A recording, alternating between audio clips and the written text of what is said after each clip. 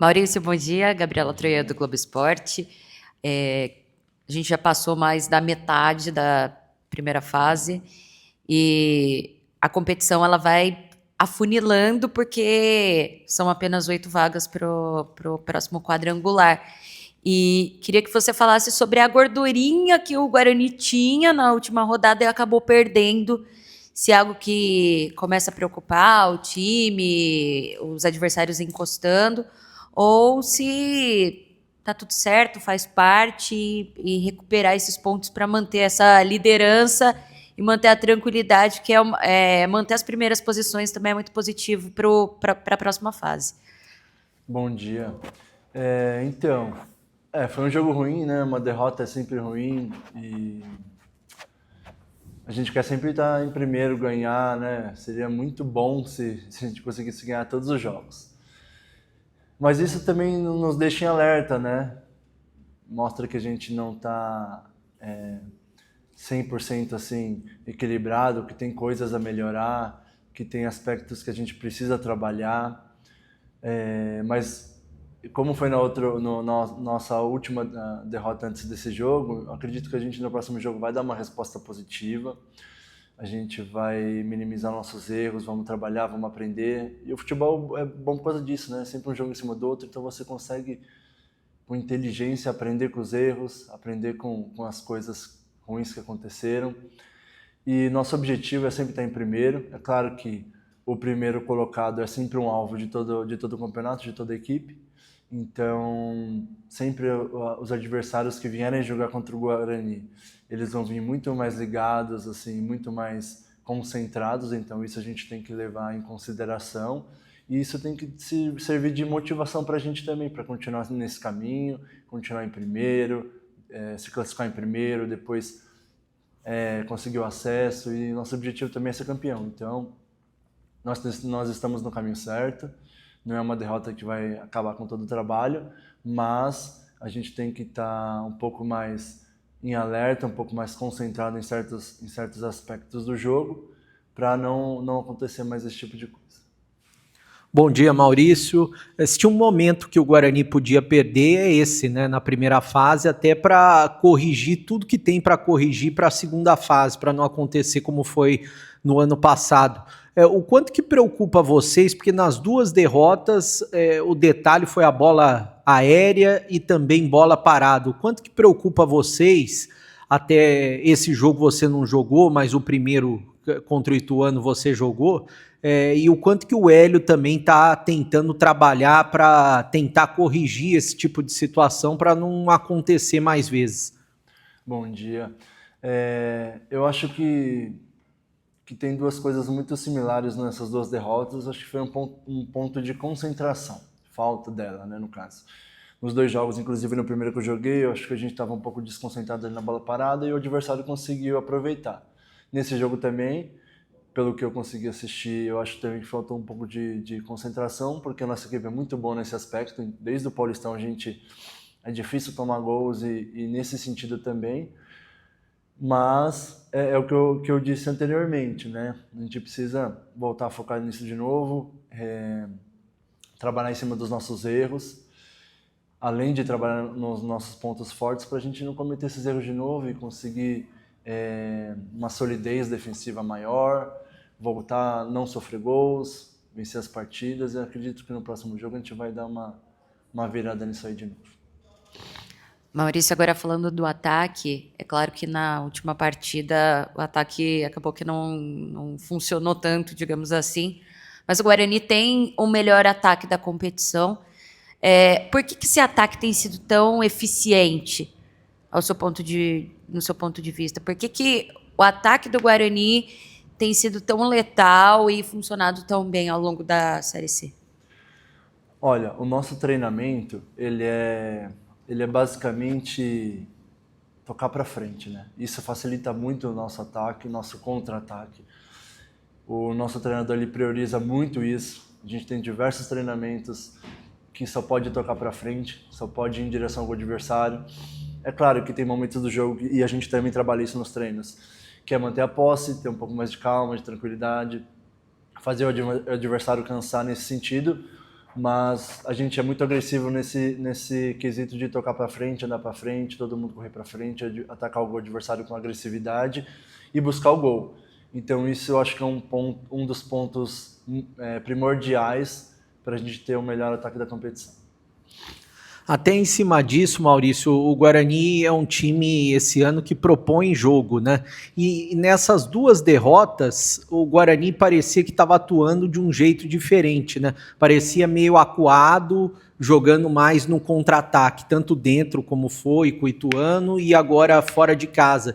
Você acha que esse aspecto do Guarani não conseguir propor o jogo, o Guarani não conseguiu ter a marcação alta, vocês treinam esse tipo de adversidade também? Sim, a gente treina todo tipo de situação dos jogos. Que assim, é muito difícil você manter o nível 100% lá em cima todos os jogos durante o campeonato inteiro, ninguém consegue. Então acho que o jogo contra o Ituano e esse jogo foram 2 jogos atípicos que a gente não costuma fazer. E o adversário também esteve muito bem, aproveitou as oportunidades. Eu acho que não é nem esse ano a gente está propondo o jogo.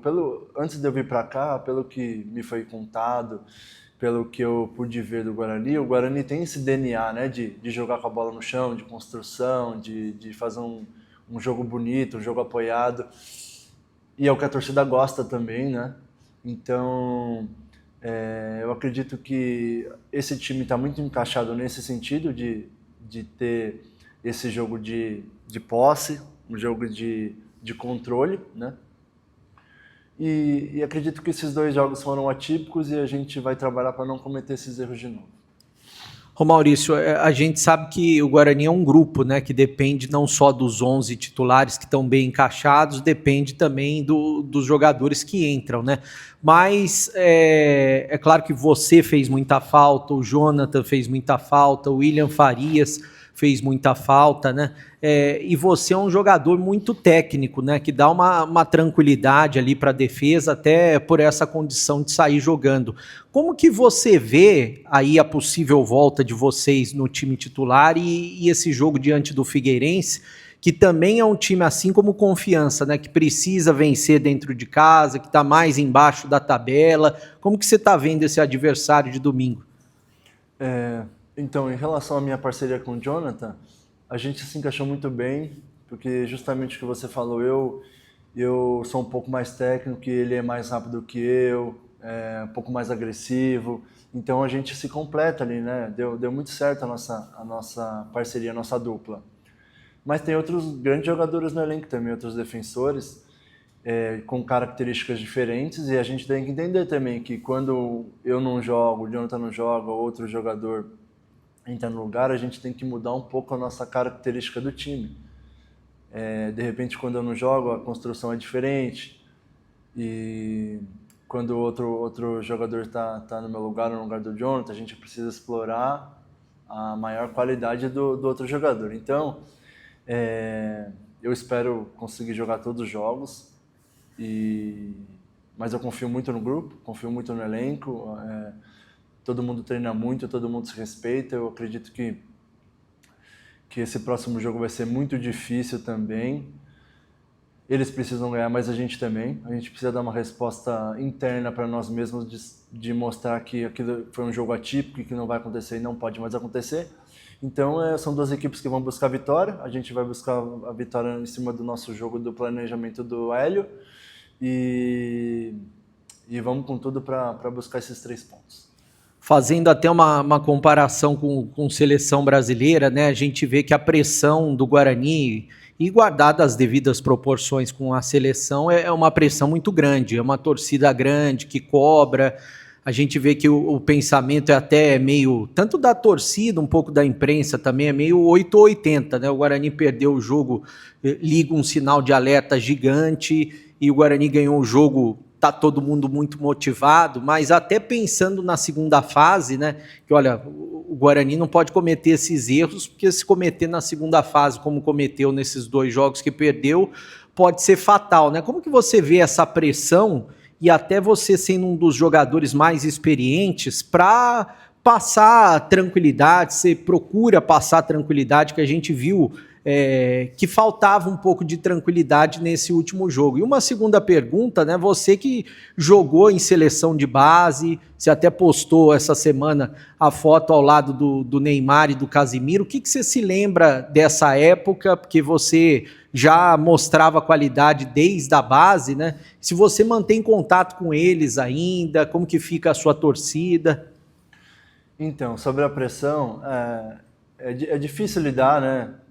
Porque a gente ganha 5 jogos, tá tudo bem, depois perde somente um e tá tudo errado. Mas eu acho que o que dita a nossa confiança é o treinamento, né? A gente faz uma semana boa de trabalho, todo mundo se dedica muito. O nosso treinador, ele trabalha bastante em cima do adversário, dos pontos fracos do adversário. Então, é sempre assim, quando a gente faz uma semana boa de trabalho, a gente sabe que a gente está muito perto da vitória. Porque a qualidade do Guarani na Série C, assim, nós somos um dos melhores times do campeonato, tecnicamente. Então, o que a gente procura, principalmente eu, o que eu procuro fazer nas partidas é dar confiança, tranquilidade e deixar todo mundo concentrado, né? Porque eu acredito que se a gente estiver concentrado e igualar a vontade do adversário, a nossa qualidade vai se sobressair. E no treinamento também eu procuro cobrar bastante, assim.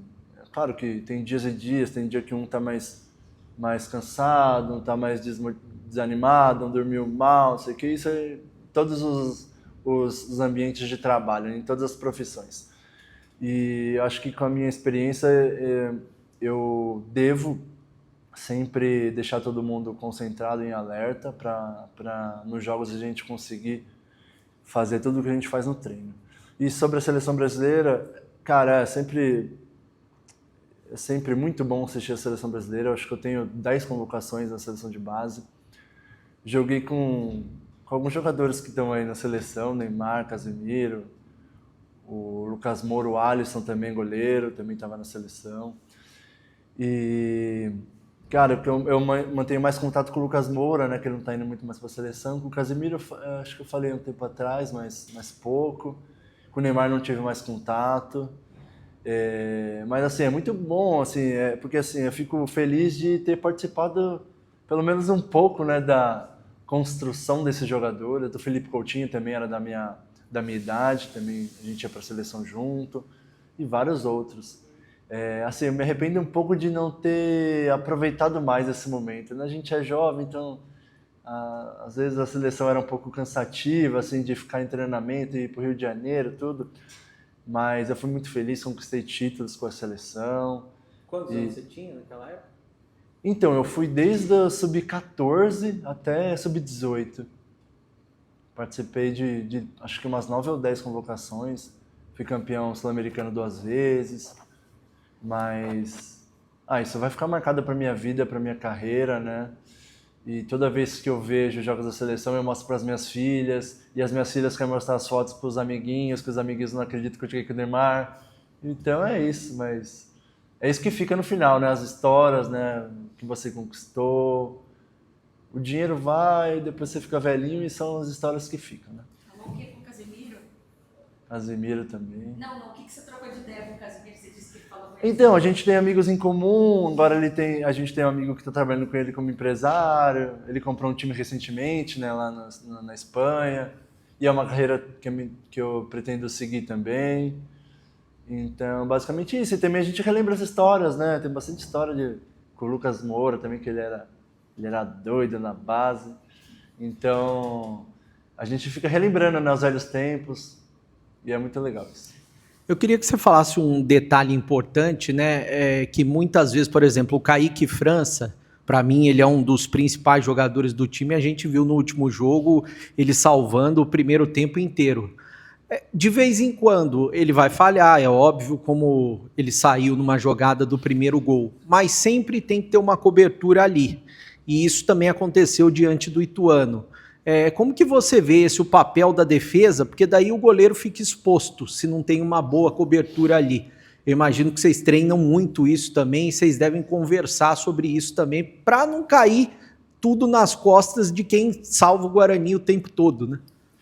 Então, esse é um problema de um jogador que é muito bom, né? Que você acha que ele vai sempre defender, resolver tudo, Por exemplo, quando chuto de fora, hoje eu já, às vezes, eu nem reajo mais porque eu sei que ele vai pegar. Mas o meu dever é sempre reagir, né? Porque vai que ele não pega ou espalma, e a bola sobra, né? Então, esse é um perigo do jogador sempre estar muito bem, como ele, como o Jonathan também, que eu sempre confio muito na velocidade do Jonathan, mas eu sempre tenho que ficar na cobertura dele, como o William também, que ajuda muito a gente na defesa, mas um dia que ele errar, a gente tem que estar pronto sempre. E é isso, é o estado de alerta, de concentração, né, de acreditar desacreditando. Assim, provavelmente nesse próximo jogo vai estar todo mundo mais concentrado, mas imagine, o Kaique faz mais 5 jogos excelentes, como ele sempre faz. E depois no sexto jogo acontece uma situação dessa, então a gente tem que ficar ligado, tem que aprender com os erros desse jogo e do jogo contra o Ituano também, para não acontecer mais e muito menos no quadrangular final.